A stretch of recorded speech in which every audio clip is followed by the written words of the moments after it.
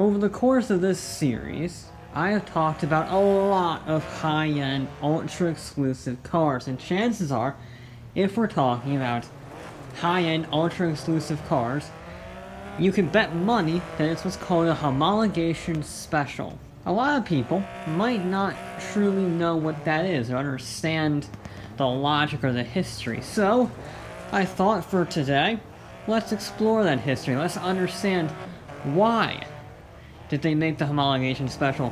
What is its story? And why don't we see them anymore?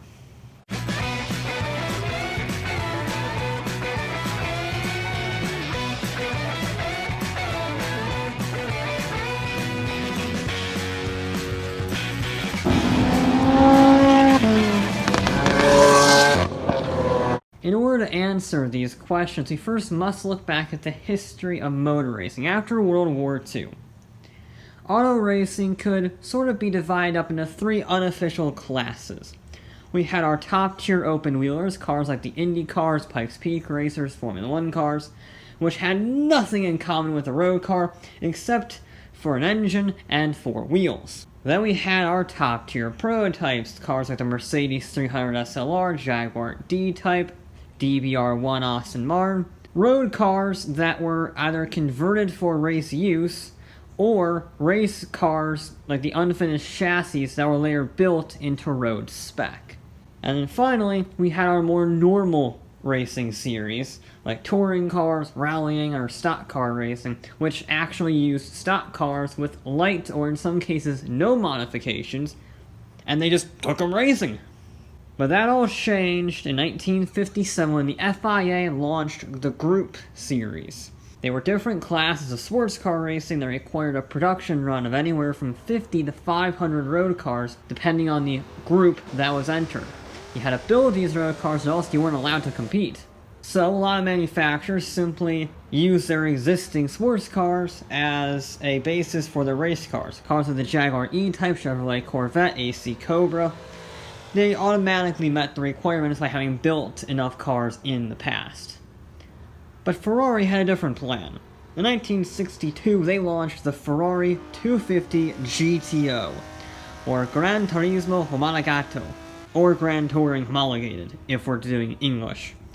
This was meant for the Group 4 class, and Ferrari, not wanting to build 100 versions, simply said the previous 250 short wheelbase met the production requirements.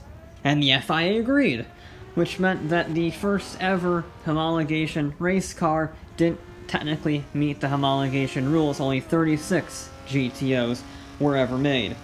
And that methodology of building high-end sort of evolution special editions of the special editions to compete, and then just using the previous iteration as the homologation, would be later used to mixed success with the E-Type lightweight and the Aston Martin DB4 GT Zagato. And I say mild success because they were unable to replicate the Ferrari magic, because the 250 GTO won Ferrari the FIA International Championship for GT manufacturers 3 times on the trot starting in 1961, and it would go on to become the most expensive car of all time, selling in 2014 for $38 million, $44 million in 2017, and an all-time record, as I'm recording this video, of $70 million in 2018, which, fun fact, as I was doing research for this episode, I found that one of the 250 GTOs was donated to a Texas high school in 1964.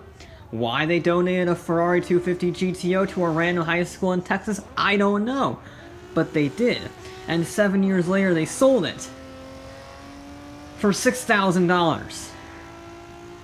They sold a $70 million car for $6,000. That superintendent must be kicking himself for the rest of his life for missing out on funding your school for an entire year based on the sale of one car. But anyway, I'm getting off of topic. These limited run specials allow manufacturers to experiment with potentially revolutionary technology they otherwise couldn't attempt on a mass production car. And in order to understand this, we actually have to leave Europe and head to America. The muscle car movement was growing, and racing was growing with it. The big three were heavily invested in this thing called NHRA Super Stock Drag Racing. Chevy had the Chevelle Z16, Dodge had the Dart Supersport, and Ford had the Fairlane Thunderbolt.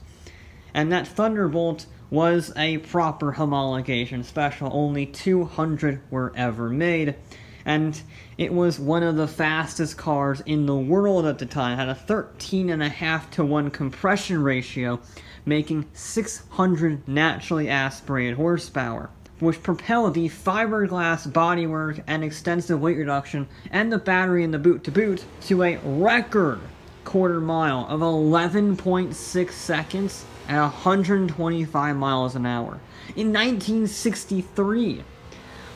Modern day cars struggle to do that, and this was 1963 with a naturally aspirated V8. With modern drag tires, these things have been running the 9s.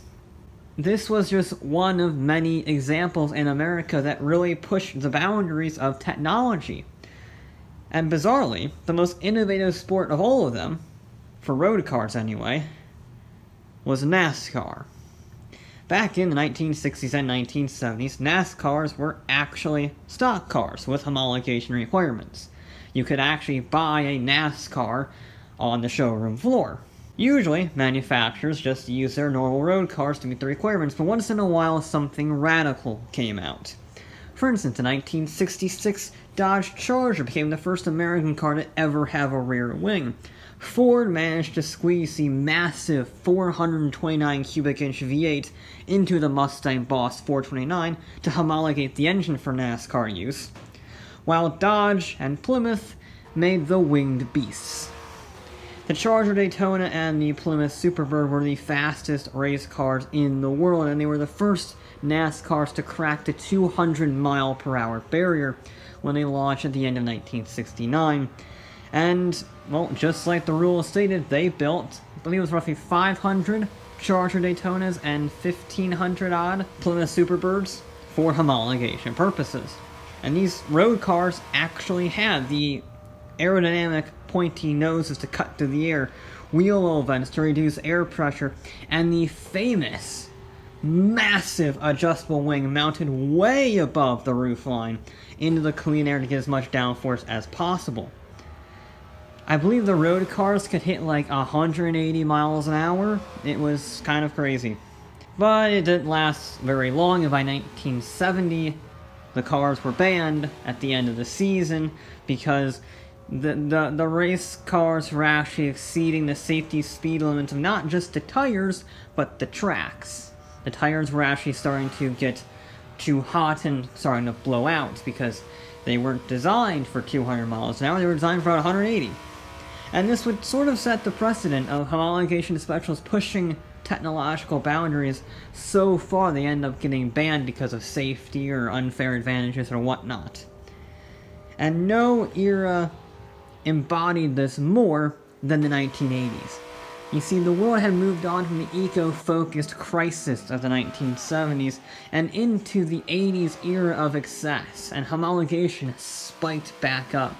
Specifically in the FIA WRC Group B category, which only required 200 road cars and 25 Evolution road cars to compete in their WRC series.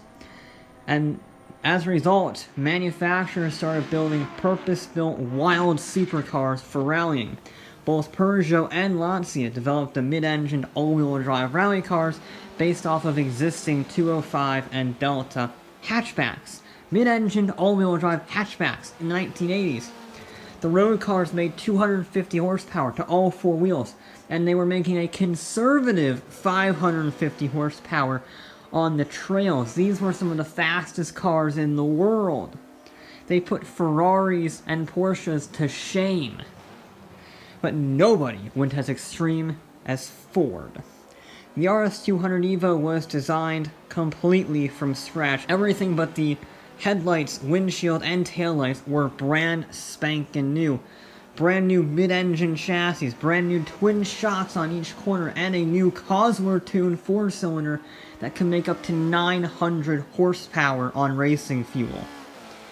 It was the fastest accelerating road car in the world until another homologation special in 1994 beat its 3-second flat sprint to 60 by just 0.2 seconds. The thing was incredibly fast on the road.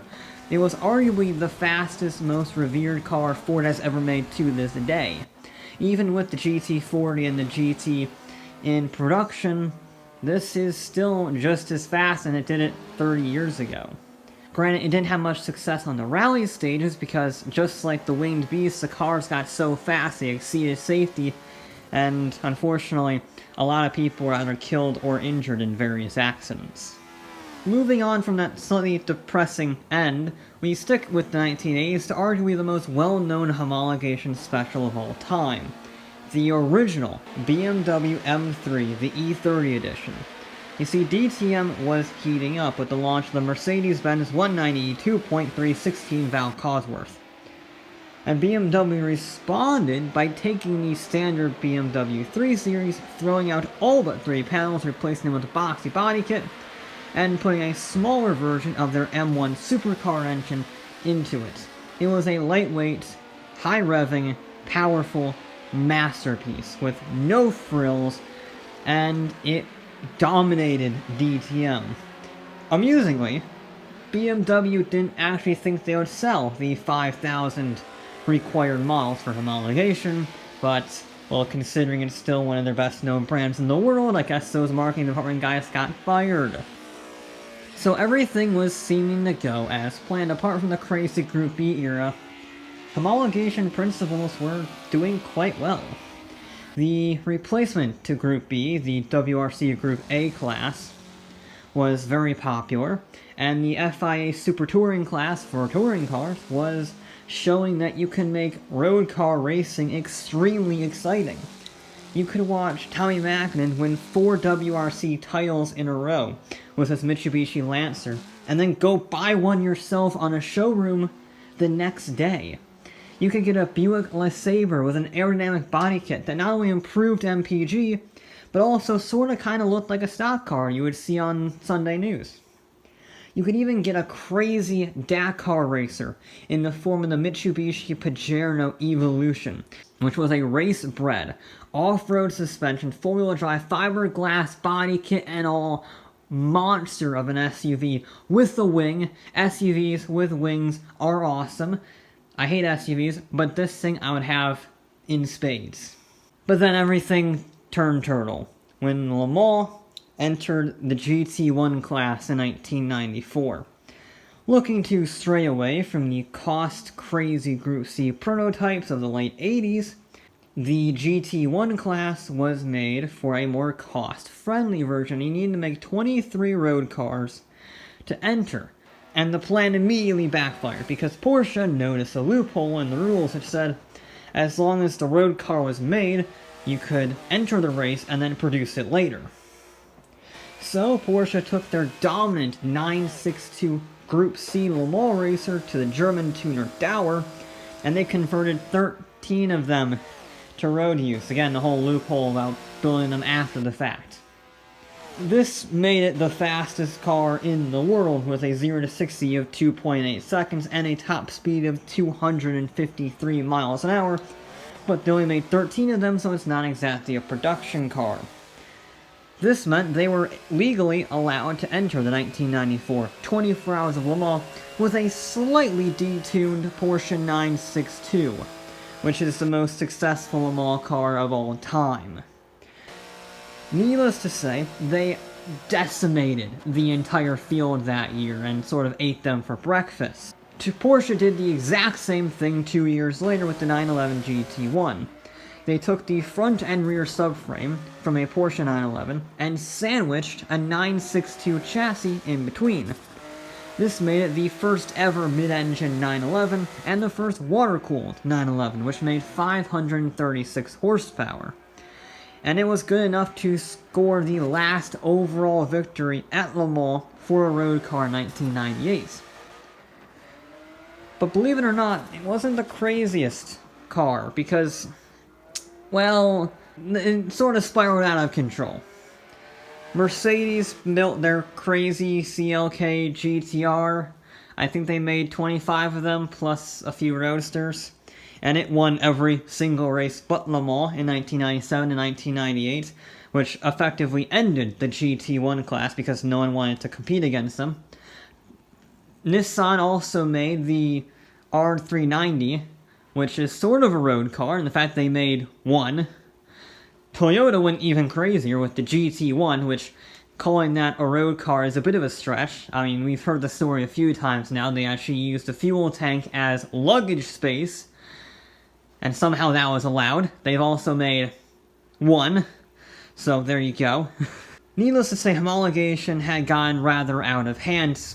Prices were rising everywhere, rallying, super touring, Le Mans. The prices were astronomical by the year 2000, and more spec-focused series began to rise. Homologation technically still existed, but manufacturers just went back to using normal road cars to meet the now massive production numbers required, which could range anywhere from 1,000 cars per year to 25,000 per year. And throw in a few economic crashes over the last 20 years, and that put a damper on limited-run high-performance vehicles, and we're not even mentioning the environmental laws. Which would lead you to believe that this type of ultra-innovative, out-of-the-box race car for the road would be going away now, but it's not. If anything, it's accelerated production in the last few years. Ford, for instance, developed their brand new GT in a basement to enter the GT Le Mans class at Le Mans. And they literally designed the best GT-LM car by following the rules to the letter, and then they simply built a road car based off of that race car. Which is pretty clever. It pissed everybody off because they went, why didn't we think of that? But it worked. It took a IMSA championship title in 2018, 2 Daytona 24-hour victories, and a class win at Le Mans solidifies that response. Porsche have also done a similar thing, with the 911 GT2 racing in the GT2 class, and the GT3 racing in the GT3 class, which, by the way, just notched up another victory, winning the Nürburgring 24 a few weeks ago. And then we have Toyota. When the Mark V Supra shared most of its components with the BMW Z4, everyone wondered why Toyota saved their cash, and the answer came in the form of the GR Yaris, the first World Rally Championship special since the 1999 Peugeot 206 Gran Turismo.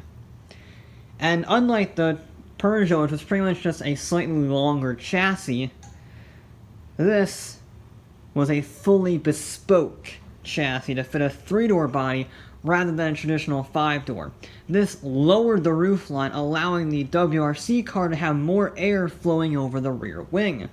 It was also wider, longer, and lower, packed full of carbon fiber, and topping it all off with the most powerful production 3-cylinder in history, putting 260 horsepower to all 4 wheels.